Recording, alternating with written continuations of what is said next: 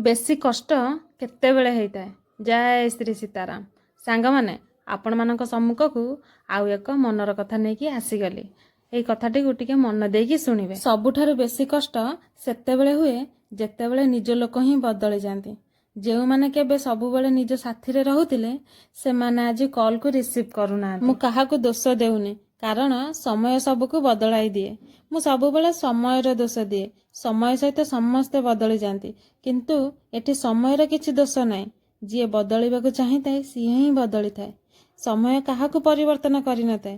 ନିଜର ବଦଳିବାକୁ ଲୁଚାଇବା ପାଇଁ ସମୟର ଦୋଷ ଦିଆଯାଇଥାଏ। ରାତିରେ ଫୋନର ଗ୍ୟାଲେରୀ ଖୋଲେ, ଆଉ ସେଇ ସବୁ ପୁରୁଣା ଫଟୋକୁ ଦେଖିକି ଭାବେ କେବେ ଆମେ ଏତେ ଘୃଣାର ପାତ୍ର ହେଇଗଲୁ। କିଛି ସମ୍ପର୍କ ଏମିତି ଥାଏ ଯାହା ଭାଙ୍ଗିବା ପରେ ବି ମନରୁ ଯାଏନି।